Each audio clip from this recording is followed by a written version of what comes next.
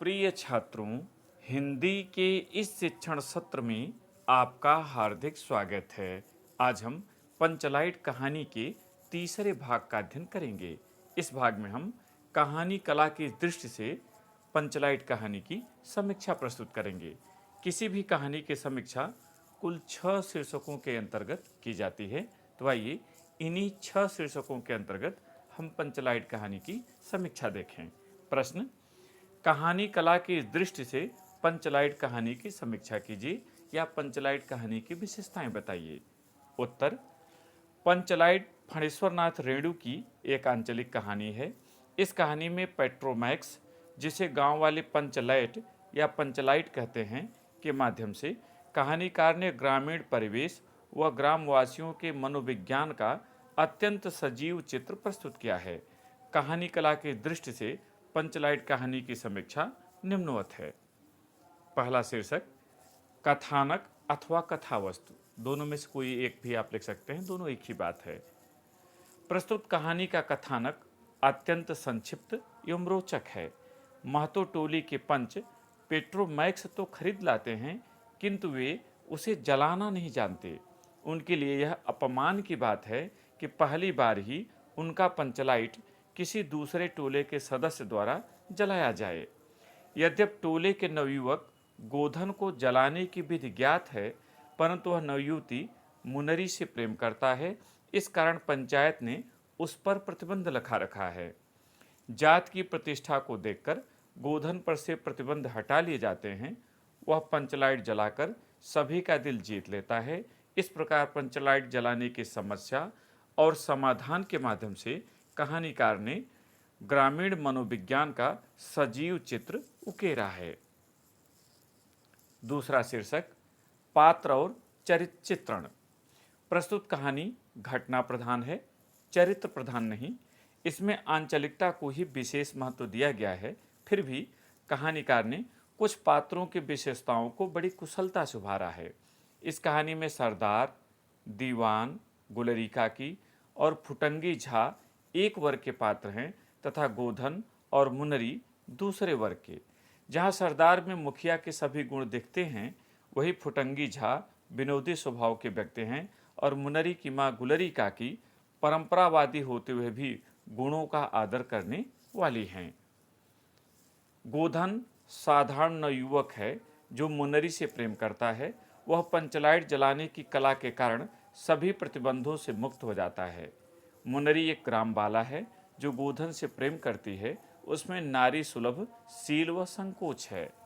इस प्रकार कहानी के सभी पात्र जीवंत हैं और वे अपने वर्ग का प्रतिनिधित्व करते प्रतीत होते हैं। तीसरा शीर्षक: कथोपकथन अथवा संवाद। प्रस्तुत कहानी के संवाद अत्यंत संक्षिप्त, रोचक, सरल एवं स्वाभाविक हैं। संवादों के माध्यम से ग्रामीण जीवन की अशिक्षा, अज्ञानता और रूढ़िवादिता को कुशलतापूर्वक चित्रित किया गया है। यथा एक उदाहरण: मुनरी ने चालाकी से अपनी सहेली कनेली के कान में बात डाल दी। कनेली: चिगो, चिध, चिन। यहाँ अगर आप च हटा दें तो बचेगा गोधन। कनेली मुस्कुरा कर रह गई। गोधन तो बंद है। मुनरी बोली, तू कह तो सरदार से। गोधन जानता है पंचलाइट बालना। कनेली बोली, कौन? गोधन जानता है बालना, लेकिन। चौथा शीर्षक: भाषा शैली। प्रस्तुत कहानी की भाषा बिहार के ग्रामीण अंचलों में बोली जाने वाली जनभाषा है। ग्रामवासी शब्दों का अशुद्ध उच्चारण करते हैं।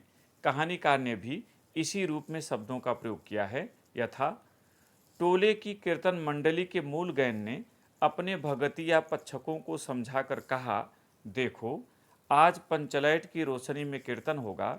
बेताले लोगों से पहले ही कह देता हूँ, आज यदि आखिर धरने में 1.5 बेड़ हुआ तो दूसरे दिन से एकदम बैकाट। देश काल और वातावरण। कहानीकार ने प्रस्तुत कहानी में ग्रामीण वातावरण को बड़ी कुशलता से चित्रित किया है।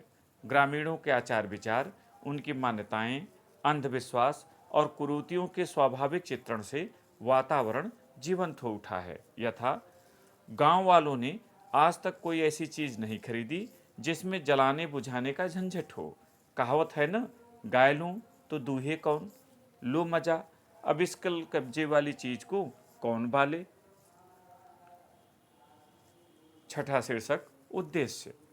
आज भी ग्रामवासी जात के आधार पर किस प्रकार अनेक टोलियों में विभक्त हैं और परस्पर ईर्ष्या द्वेष से भरे रहते हैं, यह दिखाना कहानीकार का एक प्रमुख उद्देश्य है।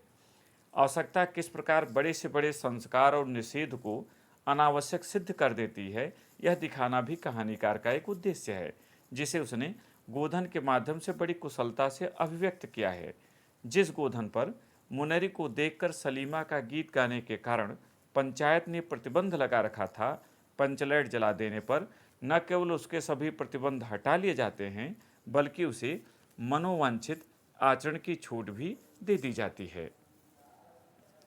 निष्कर्ष पर आएं। उपर्युक्त विवेचन से स्पष्ट है कि पंचलाइट कहानी कला की दृष्टि से एक सफल कहानी है। यह ग्रामीण जीवन की सजीव झांकी प्रस्तुत करती है। इस भाग में इतना ही। बहुत बहुत धन्यवाद।